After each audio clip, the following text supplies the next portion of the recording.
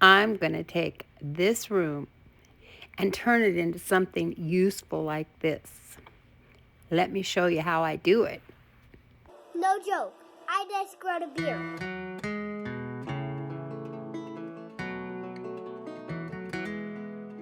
In real life, no joke, I growed a beard. Hey guys, it's Reese here again. I think all those turtles from our pond.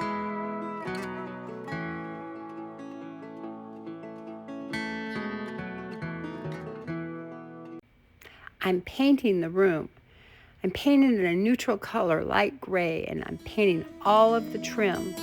First, I got to get all the stuff out of here. And now that the room is painted, I'm putting in a new floor. I'm laying it over the old floor because we did that throughout the house. And I just never got to the bedrooms. So I'll get this floor done. Now I'm cutting all the lumber that I need for my cabinet and for the bed frame. I had it previously cut, but now I have to cut it into certain lengths.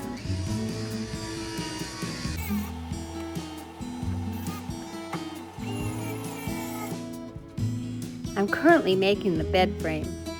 This is what the bed will sit into, and then I'll make a cabinet to go around it. I'm making it just about a half an inch or an inch larger all the way around a full-size bed, because that's what I'll be using in this room. I'm standing it up against the wall so that I can see where I want it. I decided to use the old bed frame and incorporate it in here so that I'm just repurposing it. It saves lumber and it saves time. I've got the frame to the cabinet built and it's up against the wall. Now I'm finishing up the bed frame. I have to put a ridge around it so that I can attach the metal frame to it, so it has something to nest into. And then I'll bolt it all together so that the metal frame cannot come out, and it gives it additional strength. Installing the bolts was a tedious process. I had to drill all the holes first and then bolt the bed to the frame itself. And I probably have about 10 bolts on each side and ends of the two pieces. And then the pieces were bolted together in the center so that it had additional strength. Here I have the mattress into the bed frame, and I've connected it by 3 door hinges to the cabinet. I was going to use another hardware designed specifically for a Murphy bed, but because I had already cut my lumber to a certain size for my plans, the hardware didn't work. So I just had to wing it and use door hinges. I took an old dresser and cut it down and put it on one side of the bed. As I was trying to keep the cost down, I made my doors out of OSB and didn't use plywood. I painted them with 2 coats of paint, and then I framed them with just a framing trim board. And I'm going to cover these with a paintable textured wallpaper so that you don't see the OSB underneath. One of the doors done, and now I'm working on the other door. But I ran out of wallpaper, so I have to wait until it comes in. While I'm waiting on the wallpaper to come in, I'm going to go ahead and do the trim around the bottom of the cabinet. I'm also going to be placing trim, quarter round trim, all along the walls, the baseboards, and the same trim that I used over on the shelves to the right above the desk. I'm going to be putting that on the dresser as well. I'm just quickly painting the trim before I put it down because it'll make it a lot easier than having to tape the floor. I'm installing the same trim that I used on the shelves below the base or below the dresser, because when I had to cut the dresser, it left big gaps and I had to remove certain boards. So I need to replace those with something, and it ends up looking quite nice.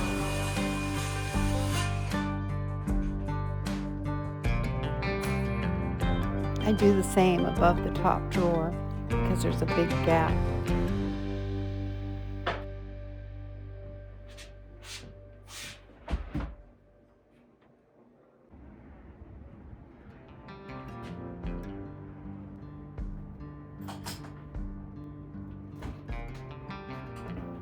The paint's dry, so I can put in the finishing touches on the bottom of this cabinet.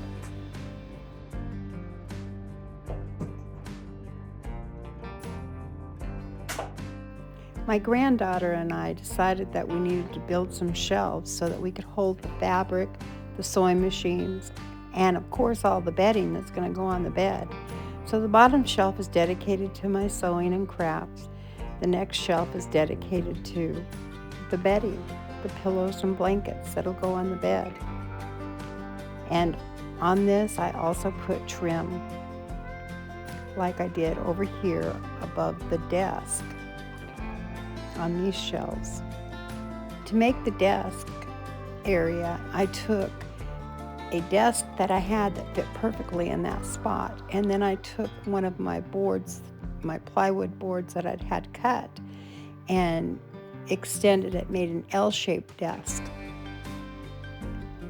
Put trim around the edges, and later I put tile over the top of the desk so that it's a smooth surface. I'm going to move up close so you can see the wallpaper on this one side of the door and how it's just OSB on this other side. Once the wallpaper comes in, the OSB will be covered up as well, and trim will be put on that other door. I have a bolt on each side of the cabinet that holds the bed in place. They're pretty thick bolts. You can really see the room coming together now with everything painted and basically everything built. And here it is. Handles on the doors, wallpaper on both doors, all painted, all the trim, the floor done, finished, the dresser finished.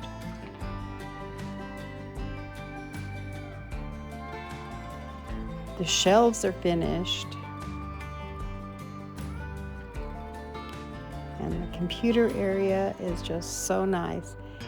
It'll be a wonderful studio, a wonderful guest room, a fun craft room and sewing room, and just a place where I can escape. I put this trim on here, and I got this tile for the top.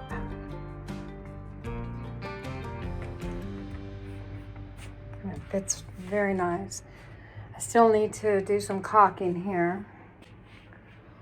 Put handles on the door, magnets on the bottom,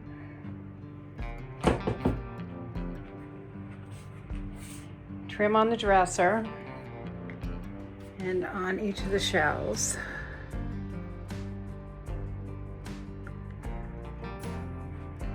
And then I trimmed out this shelf as well. And I didn't film it because it's very tedious, same old kind of work that it's very boring. I don't know how else to explain it, but I am so excited it's done. You do not even know. I am so excited it is finished. Now I have my studio, I have my place for my sewing machine. I'm going to be redoing this little desk over here so that I can use it for my sewing machine and for the TV, or I may hang the TV up. I haven't decided yet. And yeah, guest room slash studio slash craft room. And I just love it. I love it, I love it, I love it. I want to thank you for watching. I hope you've watched to the end. Here's some gratuitous photos of the room. And you can see it just looks really nice. And the final one is with the bed down.